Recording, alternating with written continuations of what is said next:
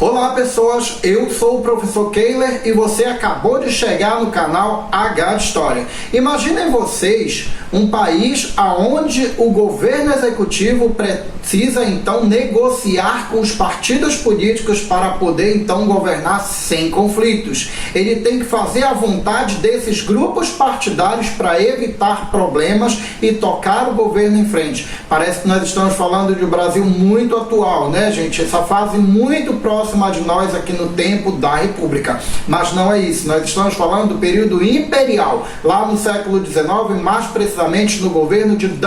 Pedro II. E nós vamos analisar isso após a vinheta. Roda isso aí.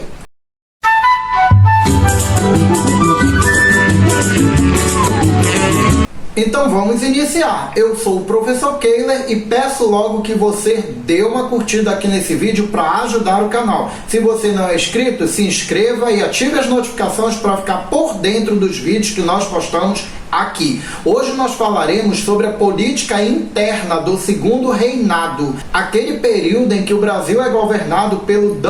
Pedro II, o terceiro momento do Estado Imperial Brasileiro, que vai começar em 1840 e terminar em 1889. Esse é um período marcado pela estabilidade política, uma vez que o imperador vai se conciliar com os partidos políticos existentes e vai adotar um modelo de Estado em que ele fique praticamente livre de todas as rebeliões contrárias ao seu poder.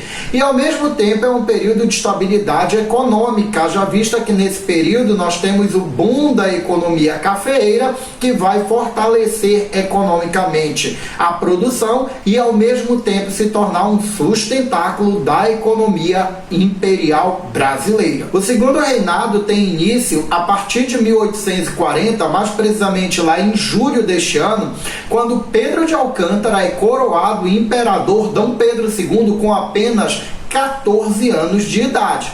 E havia todo o interesse em colocar o imperador no trono, haja vista que o Brasil passava por sérios conflitos oriundos do período regencial. Acreditava-se que a chegada do imperador D. Pedro II ao trono poderia ajudar a pacificar o país e, ao mesmo tempo, uma solução seria tomada no sentido de eliminar as rebeliões regenciais. Então, o garoto de 14 anos é quem vai ser o novo governante do país. Isso vai ser um problema inicialmente, mas foi garantido ao imperador o poder moderador para que ele pudesse concentrar esse poder e tomar as decisões, inclusive se defendendo dos partidos políticos que poderiam então conspirar contra ele e contra o poder imperial. A vida partidária do país é um elemento que a gente precisa dar destaque. O Brasil politicamente tinha dois partidos políticos e esses dois partidos vão se protagonizar em alguns eventos durante o Segundo Reinado.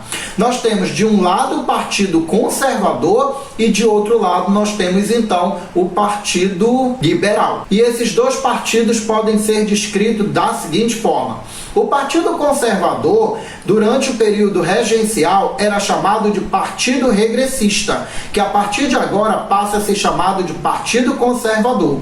Nesse momento, nós percebemos que a composição do partido ela é basicamente de uma elite rural e agrária. Essa elite, por sua vez, defende o processo de centralização do poder nas mãos do imperador, defende um Estado forte e defende um mínimo de interferência a esse poder.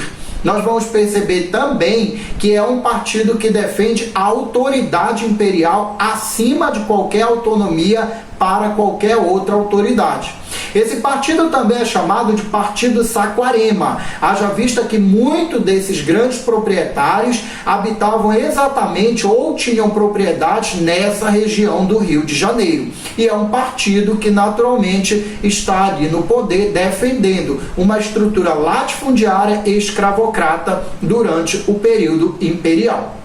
Já o Partido Liberal, que durante o período regencial era chamado de Partido Progressista, também é formado de uma elite, mas não uma elite aristocrata. Em geral são profissionais liberais e até uma burguesia agrária, detentora também de alguns bens, e mais tarde vai deter também uma produção cafeeira.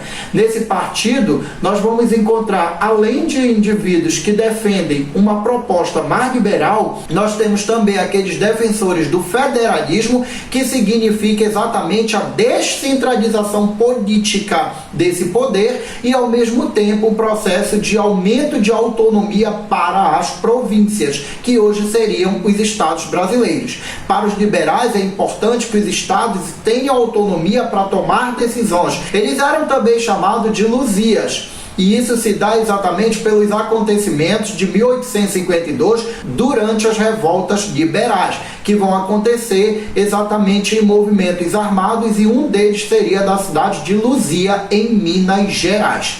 Entre os dois partidos não havia muita diferença. A gente percebe que na postura e ao mesmo tempo na sua composição, nós vamos verificar um contemporâneo da época dizendo o seguinte, abre aspas, não há nada mais parecido que um conservador do que um liberal no poder. Fecha aspas. Isso significa dizer que, em termos sociais ou de reformas que viessem beneficiar a população, principalmente mais pobre, a gente verifica então que esses partidos não estão se destacando. Muito pelo contrário, eles vão sempre defender aquilo que é mais importante para os seus interesses e, ao mesmo tempo, que naquele momento vai lhe favorecer economicamente e politicamente, como garantia de seus privilégios e, ao mesmo tempo, da sua ascensão econômica e o fortalecimento daquilo que é a sua produção. O Partido Liberal foi exatamente o partido que se destacou por ajudar o Pedro II no processo de golpe da maioridade e naturalmente levá-lo até o poder.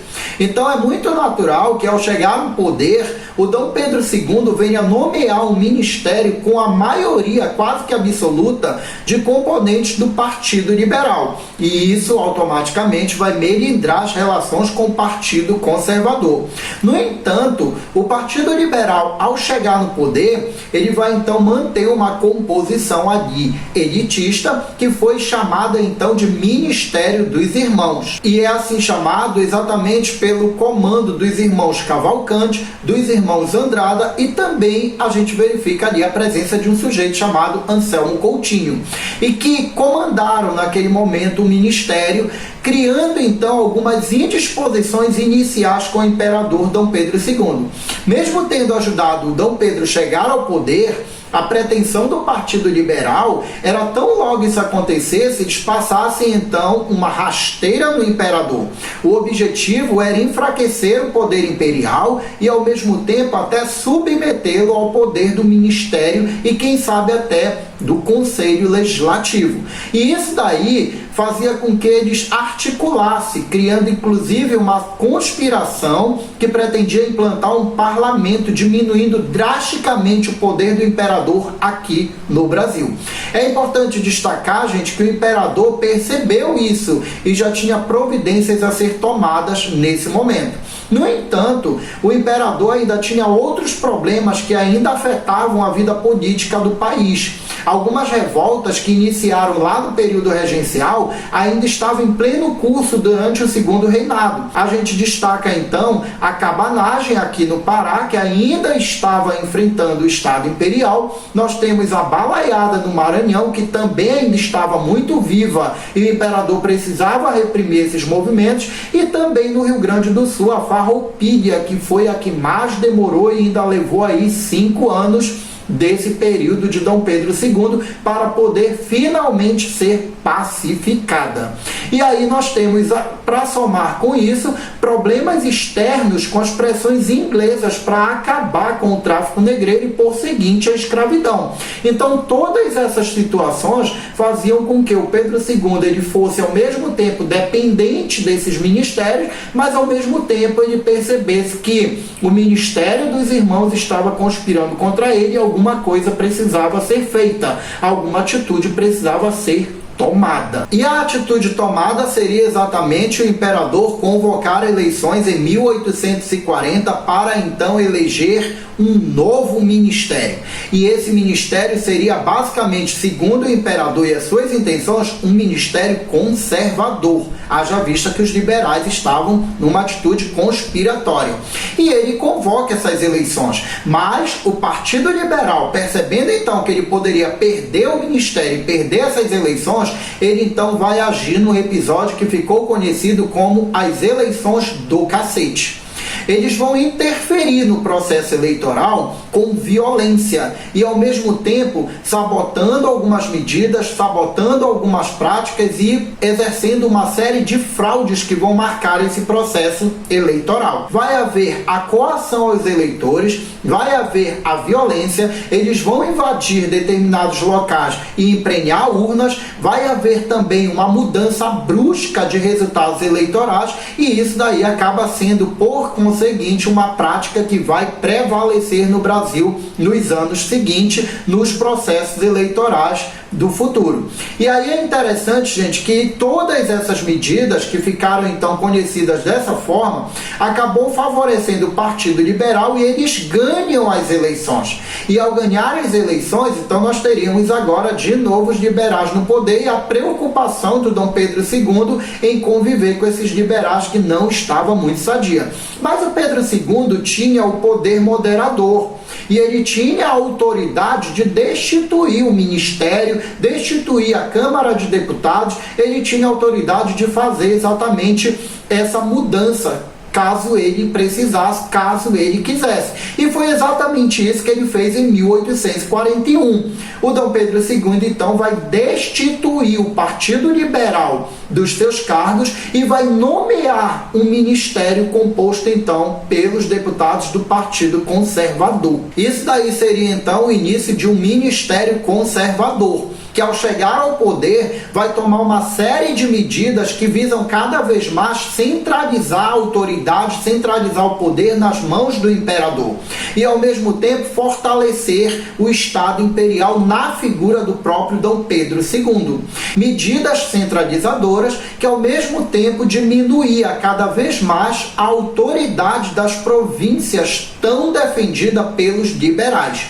Isso necessariamente vai provocar uma revolta, uma reação. E essas revoltas seriam as chamadas revoltas liberais a partir de 1852. Elas vão acontecer liderada pelos deputados e ao mesmo tempo membros do Partido Liberal, que vão ter início lá em São Paulo, na cidade de Sorocaba, liderados então pelo ex-regente Antônio Feijó, e ao mesmo tempo lá em Minas Gerais, na cidade de Barbacena, lideradas pelo Teófilo Otônio.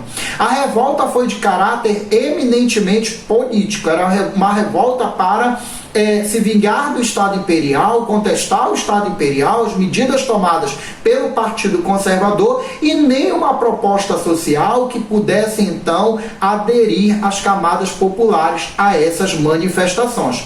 O movimento não teve apoio das outras províncias e ao mesmo tempo se enfraqueceu, tornando então assim possível a sua repressão pelo Estado Imperial. Muitos desses rebeldes foram então reprimidos, presos. No entanto, em 1854, quando o novo ministério agora liberal é nomeado ao poder, muitos desses liberais que estiveram envolvidos nas revoltas acabaram então sendo anistiados. Depois da repressão, nós temos então retaliações. O estado de São Paulo, por exemplo, vai perder uma boa parte do seu território e vai surgir então aí o estado do Paraná. A partir de 1853, o imperador Dom Pedro II passa a adotar então uma política chamada política de conciliação. E esse modelo seria então estabelecer um governo de coalizão entre os dois partidos. Nós teríamos então uma alternância entre o Partido Liberal e o Partido Conservador ao longo do governo de Dom Pedro II, uma vez que o ministério uma hora era composto por maioria liberal, outra hora seria composto por maioria conservadora, de acordo com os interesses e ao mesmo tempo quem fosse o melhor aliado do Pedro II para cada momento. Essa política de conciliação ela poderia então criar uma estabilidade e ao mesmo tempo fazer com que os partidos não se rebelassem, haja vista que eles teriam momentos ali junto com o imperador no governo do país e ao mesmo tempo garantindo seus privilégios e ao mesmo tempo a manutenção do poder desses partidos, principalmente nas províncias. Em 1868 a gente vai verificar que isso é quebrado com a Revolução Praieira, mas basicamente foi a política de conciliação que vai prevalecer no segundo reinado. Na charge aqui no quadro nós teríamos então uma crítica e ao mesmo tempo uma ironia a essa prática de conciliação. Nós temos então aqui na primeira charge, a gente vai verificar então que o imperador Dom Pedro II aparece como o pilar de um carrossel. E dos dois lados do carrossel nós temos então os partidos. De um lado então estariam os conservadores, do outro lado estaria o liberal, e o Dom Pedro II tentando conciliar exatamente ali os interesses desses dois grupos. E ali no meio nós temos então a diplomacia, representada por uma velha cansada, fadigada e exausta, tentando fazer então com que esse carrossel funcionasse, essa política de conciliação ela prevalecesse e ao mesmo tempo ela se tornasse eficaz. Nessa outra charge, a gente percebe então que o imperador ele está com a balança do equilíbrio da justiça, que ao mesmo tempo está retratando aí o que a gente chamaria então de cada um dos lados, o partido conservador e também o partido liberal. Essa tentativa de conciliação é o que vai prevalecer durante o segundo reinado, embora a gente verifique que isso não vai evitar os conflitos. E entre os conflitos que a gente destaca aí estaria então a Revolução Praieira, que vai acontecer entre os anos de 1848 até 1850. Isso daí é uma data que pode ser contestada, inclusive para alguns historiadores ela começa um pouco antes. A Revolução Praieira vai ocorrer na província de Pernambuco. Ali naquela região então nós temos um conflito entre liberais e o imperador Pedro II. Essa revolução ela acontece a partir do momento que o imperador Dom Pedro II nomeia para presidente da província de Pernambuco então o Antônio Pinto Chichorro da Gama, que vai assumir o comando da província após a destituição do membro do Partido Liberal. E como resposta, nós teríamos então a eclosão da Revolução Praieira. É claro que há mais elementos, há mais insatisfações que podem ser somadas a essa destituição, mas isso daí seria então o estupim para eclodir a Revolução Praieira em Pernambuco. É uma revolução de caráter basicamente liberal, haja vista que era liderado pelo Partido Liberal. E também teria principal elemento um discurso federalista de autonomia para as províncias e ao mesmo tempo de menos interferência do poder imperial e naturalmente dos seus correligionários. E aí nós vamos perceber então que a revolução ela também é chamada assim porque ela é liderada por membros que fazem parte, tem um porta-voz que seria o jornal O Diário Novo, que ficava localizado na Rua da Praia, daí o nome de Revolução Praieira. O movimento ele tem um manifesto, ele vai redigir em 1868 um manifesto aonde nós teríamos aí as principais reivindicações desse movimento, que nós vamos elencar aqui no quadro. Entre as reivindicações estaria exatamente ali o fim da centralização política, que era muito importante para quem defende o federalismo, e quando se fala do fim da centralização política, nós estamos falando também do fim do poder moderador, que garante essa centralização ao imperador. Eles defendiam o voto livre também universal e principalmente a liberdade de imprensa. A revolta foi reprimida e alguns de seus membros serão presos, castigados e outros mais tarde serão anistiados. É importante também destacar, gente, que a Revolução Praieira ela foi a última revolução que contestou o Estado imperial.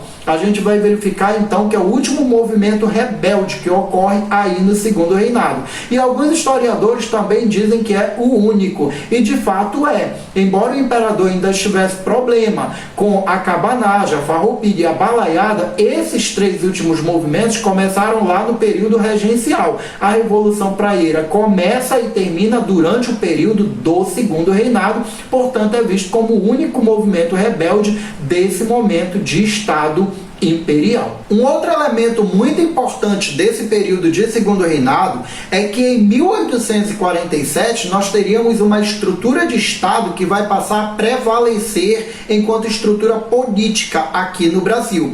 O Dom Pedro II então vai implantar o que a gente chama de parlamentarismo.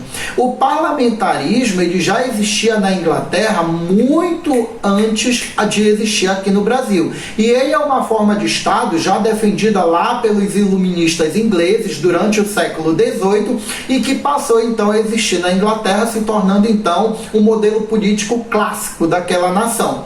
No entanto, a gente percebe que o parlamentarismo que existiu e foi implantado aqui no Brasil, ele funciona de uma forma diferenciada. E alguns chamaram então de parlamentarismo às avessas, como ele passa então a ser conhecido aqui no Brasil. Vamos verificar isso daí no quadro. Aqui nós teríamos o parlamento inglês, e no parlamento inglês nós vamos ter a figura de um rei e de um primeiro-ministro. A premissa é de que na Inglaterra o rei reina, mas não governa o país. Quem governa o país é o primeiro-ministro. E esse primeiro-ministro, por sua vez, governa com um parlamento. E para compor esse parlamento nós teríamos então eleições. Na Inglaterra, as eleições são diretas, que vão eleger deputados para o parlamento.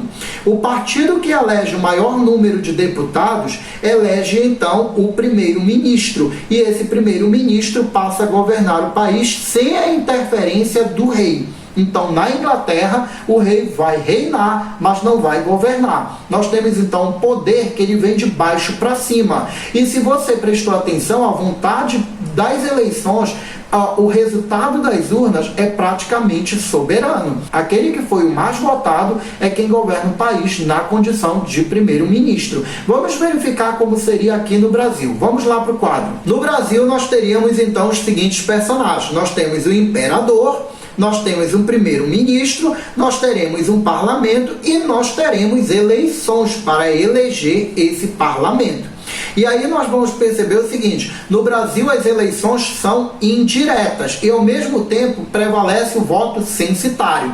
É um voto onde só tem o direito de votar aqueles indivíduos que têm uma renda mínima comprovada. Aqui nós teríamos essas eleições que ocorrem em geral de formas fraudulentas, aonde nós teríamos aí a eleição dos deputados do parlamento. E quem nomeia, na verdade, esse primeiro-ministro é o próprio imperador.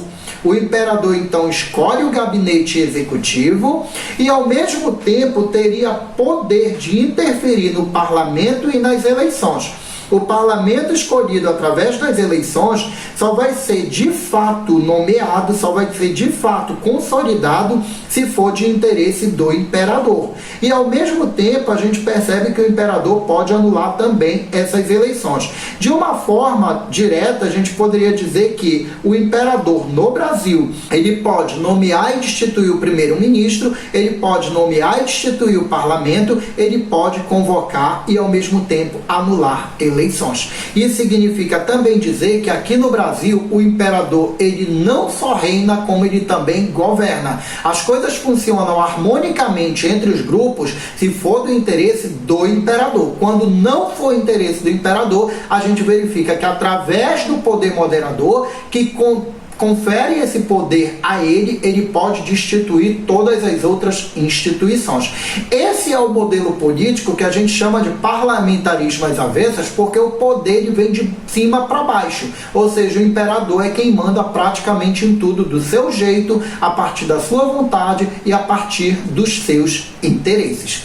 Lá por volta da década de 1870, nós vamos verificar que devido à campanha republicana, esses dois partidos eles vão de novo ocupar polos opostos. Dessa vez, o império estaria no centro. De um lado, o Partido Conservador tentando manter a unidade de governo, a unidade do império e o fortalecimento do poder imperial, e do outro estaria o Partido Liberal, que a partir de 1870 passa a se chamar Partido Republicano, que vai fazer a campanha republicana e ao mesmo tempo fazer todo um discurso contra o Estado imperial, no sentido de derrubar o império, destronar o imperador e implantar a república aqui no Brasil. Se você entendeu essa aula, então aproveita, dá um like aqui nesse vídeo, e se você não é inscrito no canal, se inscreva aqui no canal, ative as notificações que você vai ficar por dentro de todos os vídeos que a gente publica aqui. Compartilhe esse vídeo com seus amigos para fortalecer também o nosso canal. O canal H de História agradece você ter chegado até aqui e, ao mesmo tempo, agradece a sua participação e a sua força. Valeu!